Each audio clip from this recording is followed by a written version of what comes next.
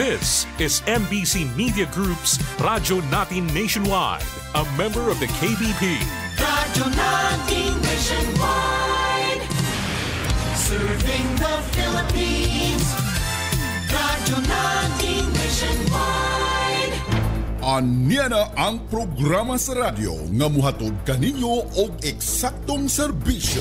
Serbisyong totoo para sa tunay na pagbabago with Governor Gerard Roger Espina. Ang programang sa katawhan mo serbisyo. Serbisyong totoo para sa tunay na pagbabago with Governor Gerard Roger Espina. Kauban sila si George Manco, Jean Sanjorjo o Elizabeth Sana. Serbisyong totoo para sa tunay na pagbabago with Governor Gerard Roger Espina. Matag Huwebes, alas 11 hangtod sa alas 11:30 sa buntag, dinhi lamang sa Radyo Natin FM.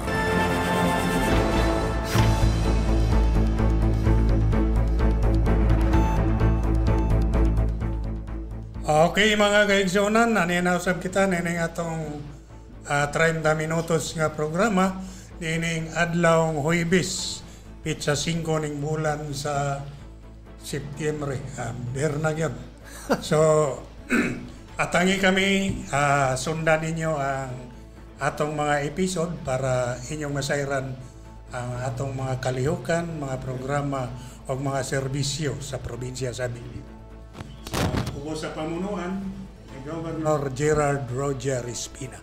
Okay, sa ngalan ni Gov. Gerard Roger Espina o sa atong PIO head, Attorney Edegano, ngayon na sa bitag katahuran sa atong mga suking tagpaminaw sa tibok probinsya sa Biliran.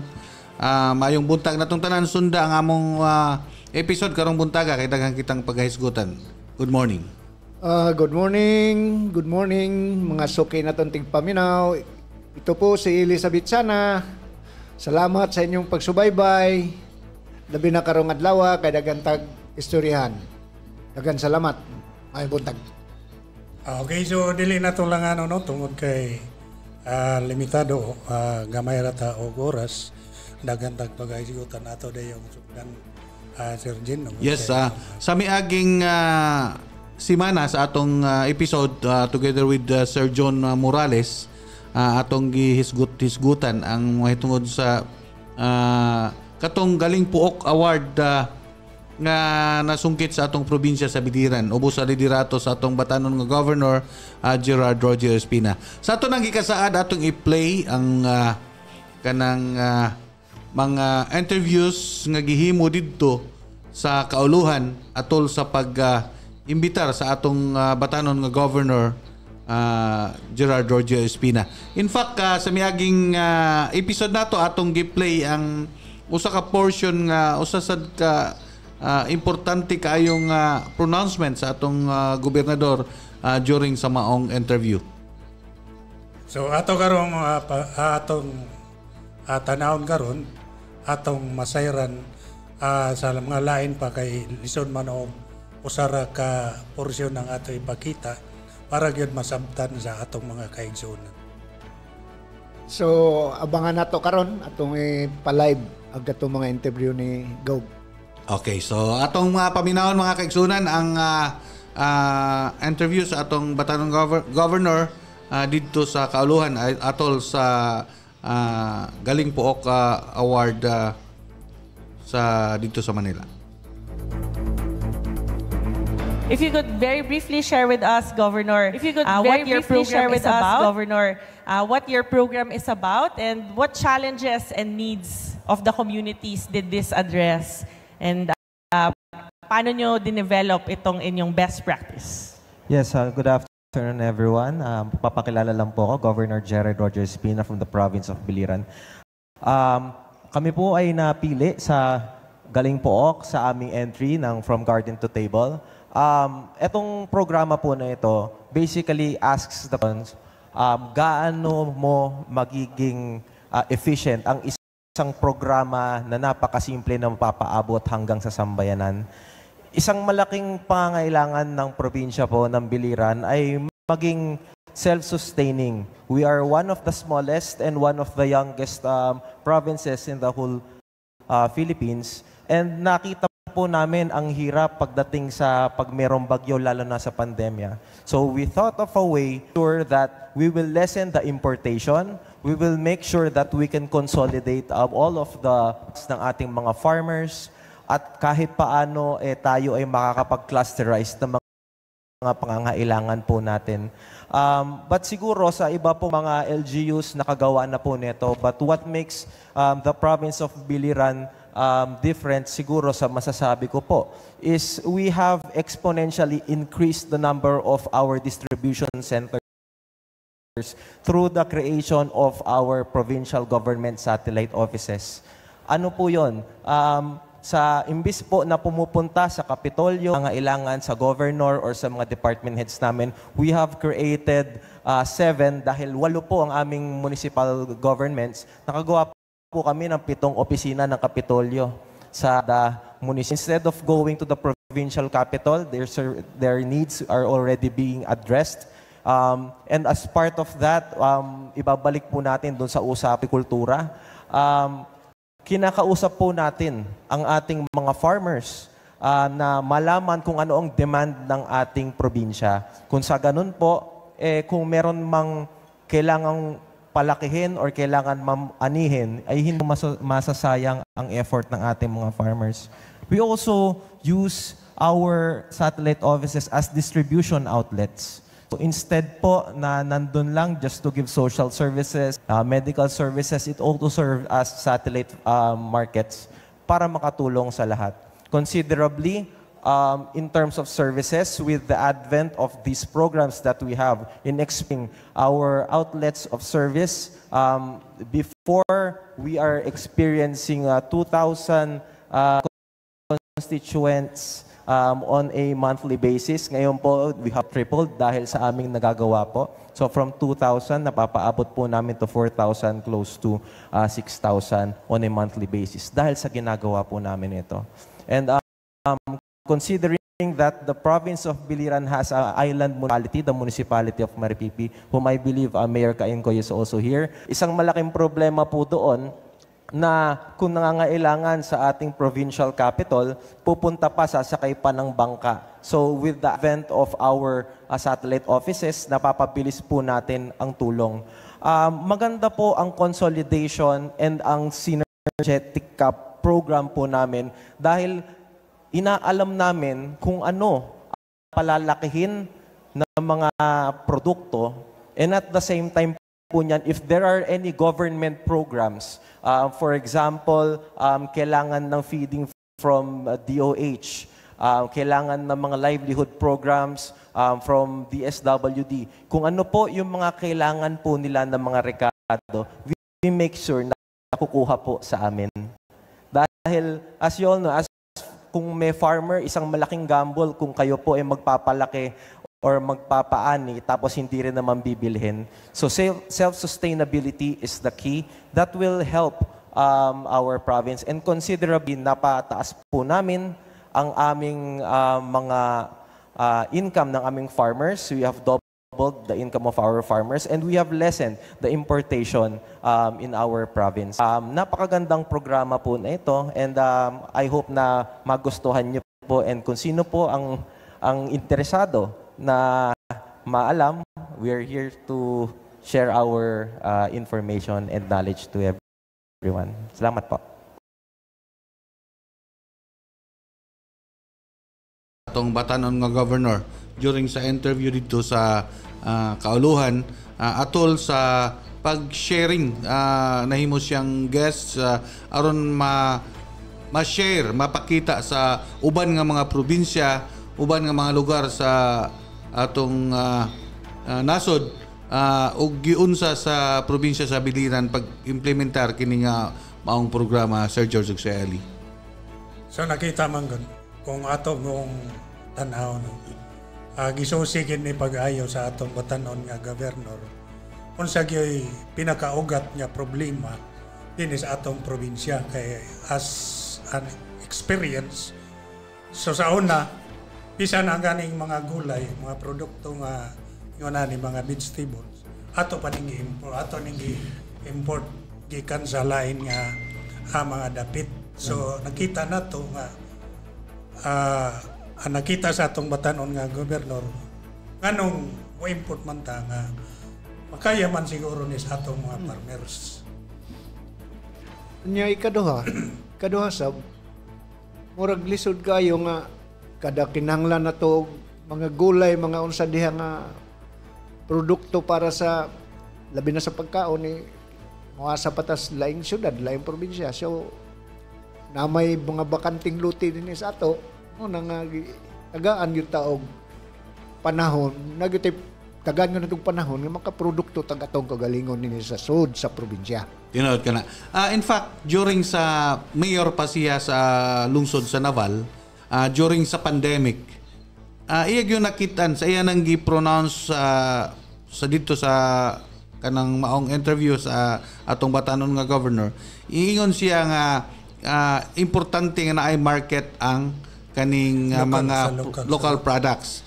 So during sa pandemic, doon na tay mga distribution sa mga food assistance atong mga kaigsuonan nga mga Navalinyo, and ang iyang gihimo instead nga mamalit siya dilata, mamalit siya og mga noodles, iyang gihimo nagkuan siya mga gulay, mga lagutmon ug uban pang mga agricultural products nga mao'y gibutang didto sa mga food packs nga ihatag ngadto sa mga kanang recipients ng mga Navalinyo during the pandemic. And mao gyapon ang nahitabo karon dinhi sa atong probinsya sa Biliran, iyahang gi-pronounce nga during sa mga kalamidad, mga catering services nga is kanang dinhi sa atong probinsya, iyang gihangyo og iya gikampanya nga ang mga kanang mga catering ug uban pang mga nanginahanglan ug mga agricultural products diri mo kuha sa atong mga farmers. So dako kayo impact labi na gud sa mga kalisdanan ba nga labi na sa atong nang na iaguman panahon sa pandemic. Lison na gud kayo kung muasa ta sa mga produkto nga tuwa sa layong dapit kay labi na sa pandemic dili man ka makalihok-lihok o mayo niyang uban pod ito maghuwat-huwat ka ano sa ato mo abot dito. So mao na nga kinahanglan nga atong mao na karon ang sistema sa atong gobernador gi-empower ni agad ang atong mga farmers. Mao na nga dili na kay ta lisod kayo sa atong mga vegetable karon nya kani ang Kapitulyo na naputay paitlog kanang poultry. So ang sauna ang itlog kasagaran taning asa tagikan sa bantayan sa Cebu, Ormoc og diin pa nga mga dapit. So karon makakuangkuhan na taog local supply gikan din sa atong lokal nga pangagamanan. Labing klaro tinuod nang gikuha nato nakasuway man ta sa diha pa ta sa munisipyo. Yes. Nga kita nagda sa training center, livelihood, kita nagkuhan sa tilapia production, atong mushroom. Yes. So atong yung nasuyan nga maglisod ta og mag-import ta sa laing probinsya labi na kay pandemic dugay maabot. Ikadua ang mga tao murag maglisod paggawas para mangumpra dito. So naghuwat gyud tag nay mga diri sa atong probinsya. So mo na natagaan yung solution karon province-wide. Tinod ka na. Kay atong makitan sad, imog yung makitan na sa atong market karon ang mga tinod yun ang giingon ni Gov nga na-lessen na yun ang importation sa mga vegetable nga gikan sa lain nga lugar. Kay na naman gi-produce sa atong probinsya sa Biliran, pinagiusab sa mga nindot nga mga programa o assistance sa atong UPAS, sa atong Office of the Provincial Agriculture Services. So ang mga kanang programa sa UPAS nga pagpataas sa production sa atong mga mag-uuma ug pag-assess sa atong mag-uuma aron makahimo sila og maayo nga ani ni epekto gyud kini Sir George Ugseli. Usa nga maayo nga programa sa OPAS no. Kining gi-clustering ang mga farmers. Correct. Gi-clustering ang mga farmers, asa ka nga cluster mabilong magtanong mo lain-lain nga vegetable, lain-lain nga mga utanon kay para kaya ang kinayara ba nato Pilipino kung dili na ma-organize og mayo pagbibingka sa usa bibingka pud ang tanan. So karon murag nindot kayo ang sistema sa agriculture kay gi-clustering. So lain-lain mo kamo nga cluster diha taong inyong itanom diri marigoso unsa. So dili kita mag-oversupply pero continuous ang atong supply kana amang continuous. Di gyud mahotdan. Year long. Mao kita nang year long production. So dako kay kini og impact sa atong food security sa atong probinsya as well as katong gi title sa atong programa Garden to Table, meaning gikan sa mga kaumahan ngadto sa mga pagkainan sa atong mga kaigsuonan. So maabot yun ngadto gi-consume ang katong mga produkto sa atong mga farmers, resulting sa pagtaas sa income sa atong mga farmers kay ma-market man ang ilang mga produkto. Correct. Isa sa atong programa katong layers na to nga mga manok nga paitlog na to, unang salbo pa lang nasa atong satellite kitang nag-facilitate pagbaligya. Karon nawa naman dito sa satellite na booking na diha sa atong kon, gi-booking na. Mato na naman siya dire. Pero ang gusto gyud sa atong governor nga evenly distributed. Karon na gani do na tay kanang barangayan karong Biyernes, most probably naatay mga fresh eggs gapon nga pagadalhon. And imong makitan nga sa iyang giingon pa sa atong governor nga ang mga distribution points sa atong mga kalungsuran, doon natay 7 ka distribution points through our satellite offices. So nahimo sing marketing outlets sa produkto sa atong mga mag-uuma ug produkto sa probinsya. Kana nga mga satellite offices, making more efficient sa mga serbisyo, not only sa in terms of marketing but sa serbisyo sa Kapitolyo. Correct. Nya ikaduha sa mga tong produkto barato, dako ang diferensya sa presyo kaysa ato ta sa merkado ug diri pud sa atong mismong atong mga outlet. Barato o niya presko po. Correct. So atong awhagon ng publiko, Sir George Ugseli, nga ipatronize na to ang mga produkto sa atong mga mag-uuma, mamalit kita sa mga produkto and dili man sad ni makadaot kay makaayo sad ni sa atong lawas. And aside from that, gawas ana ang nakatabang sabka sa atong mga farmers ug sa ekonomiya sa atong probinsya. Usa sad nga makapadasig sa atong mga farmers no programa sa agriculture tungod kay sa imo dihang pagpanguma ang mga naay mga programa nga subsidize sa gobyerno. So tagang kag binhi, tagaan kag abono, training. Unya na kay mga trainings. Unya kung naa may part ana nga pabayran pero pila lang ka percent para mo sustain pod ang program. So mo na nakanindot sa atong mga farmers karon kay nanagay mga ayuda. Dili na ka kayong maglisod.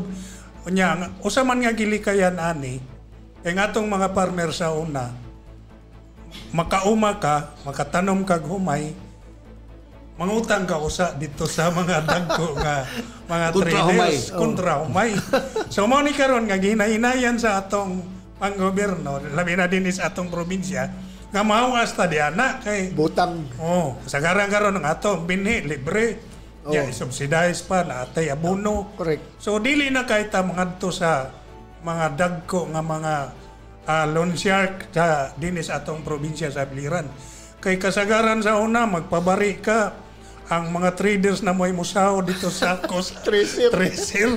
Di ba? Naita mo na ako. Nag-umawa po ko sa una. Bata-bata pa ko pero mo ginay kasagaran nga naitabo sa mga farmers. Magdanag kagulingon sakto ang adto na paingon ang imong mga oron na lang mabilin. Tinawad ko na. So ato lang i-congratulate atong batan nga Governor Gerardo G.S.P. ng atong mga department heads sa atong provincial capital nga mga sincero kayo og kanang efficient kayo sa ilang mga trabaho nga atong mga empleyado nga usa-usab sa nakatampo sa maayong performance sa atong provincial government. Kaninyong tanan o sa atong mga kaigsuunan sa mga kalungsuran sa ilang suporta, hinautun ta magtinabangay gyapon kita aron makabot gyapon nato ang kalampusan sa mga programa sa atong probinsya nga walay lain nga makabenepisyo kita gyapon ang mga biliranon. Kay gituyo magani nga programa para mangginis ato sa katawhan.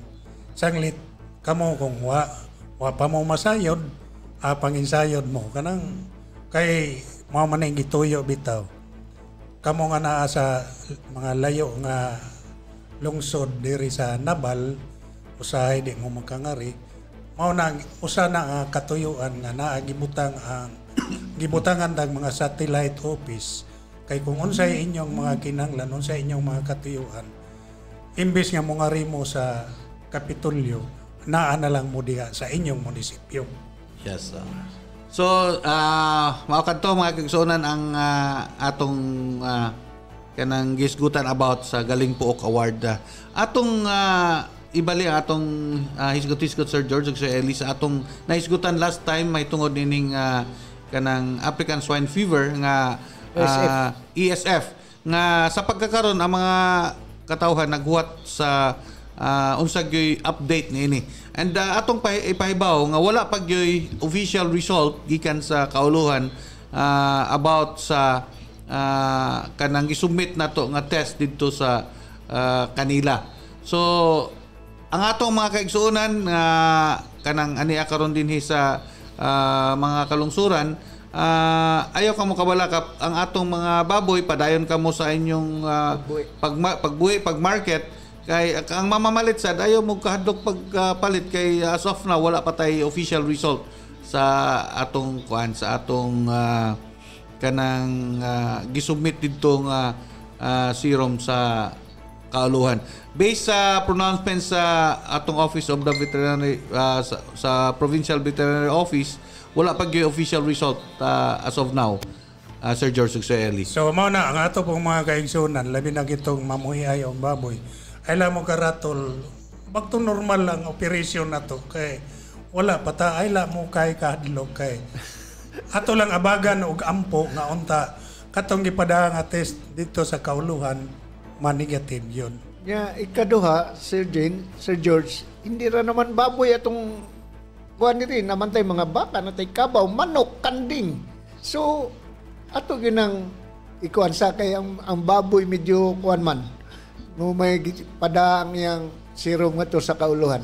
So ang kuan lang sad hinauton ta nga naka during sa mass insurance nga mass kuan kanang pag-insure sa atong mga baboy hinauton ta nga naka-insure tanan nga mga magbababoy kay at least nga protected sa bisag dili dako nga amount at least protected gyapon ang ilang mga binuhi nga mga hayop in case of namanggoy outbreak or calamity nga mahitabo sa atong hog industry.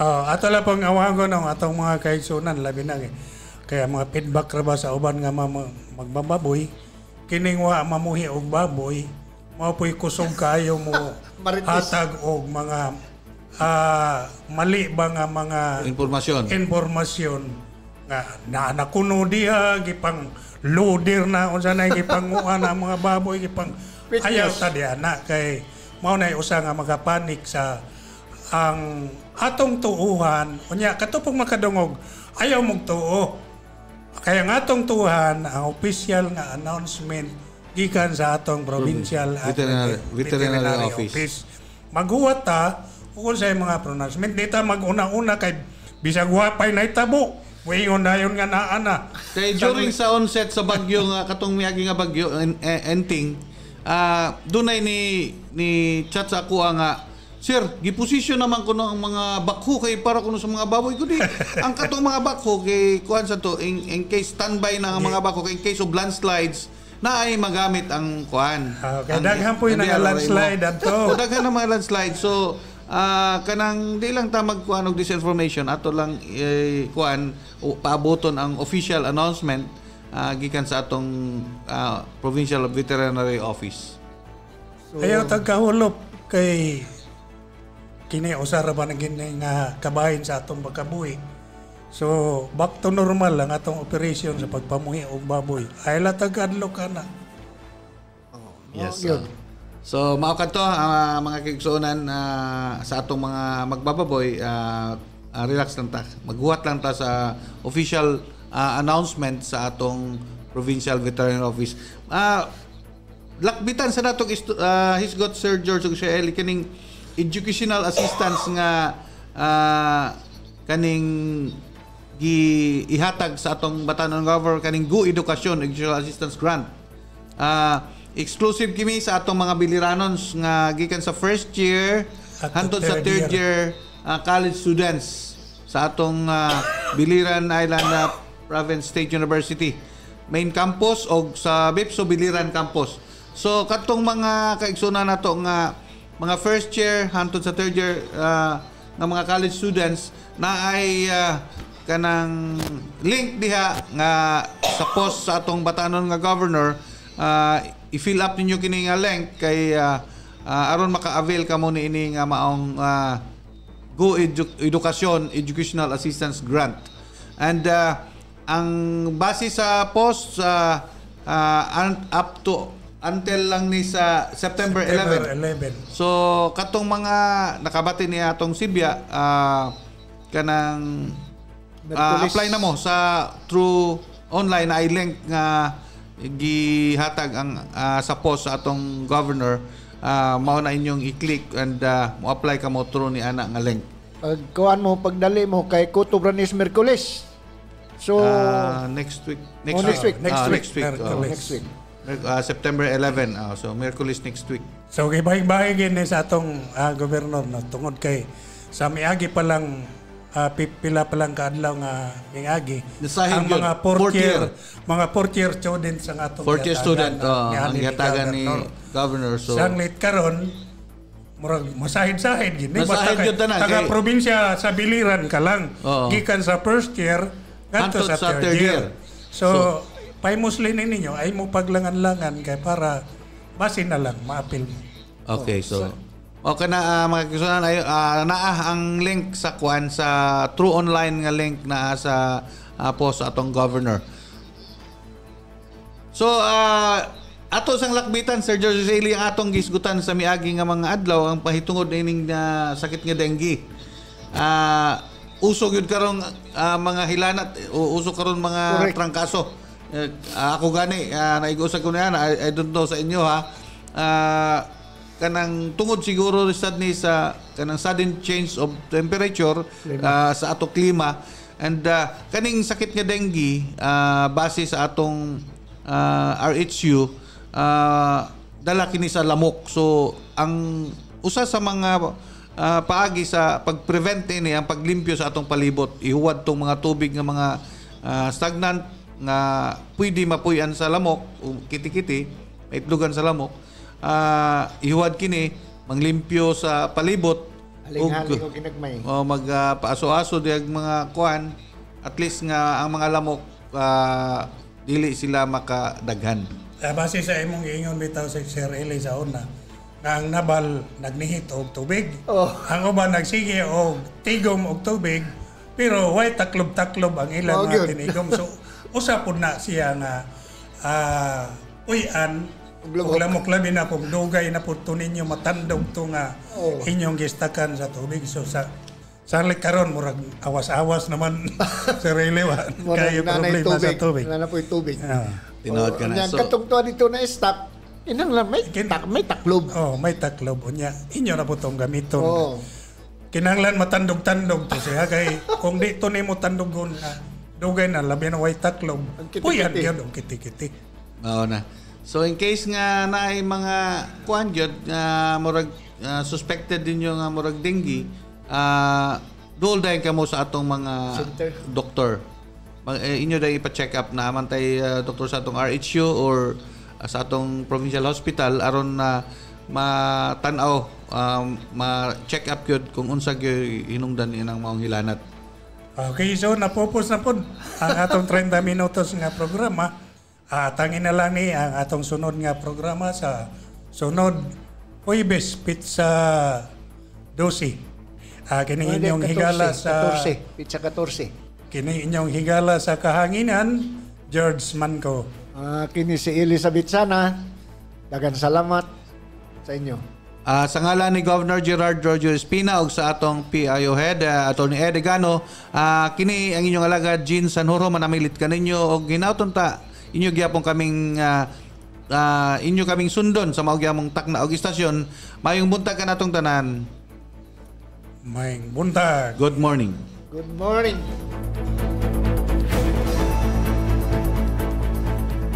Anya na ang programa sa radyo nga muhatod kaninyo og eksaktong serbisyo. Serbisyong totoo para sa tunay na pagbabago with Governor Gerard Roger Espina. Ang programang sa katawhan mo serbisyo. Serbisyong totoo para sa tunay na pagbabago with Governor Gerard Roger Espina. Kauban sila si George Manco, Jean Sanjuro o Elizabeth Sana. Serbisyong totoo para sa tunay na pagbabago with Governor Gerard Roger Espina. Matag Huwebes, alas 11 hangtod sa alas 11:30 sa buntag, dinhi lamang sa Radyo Natin FM.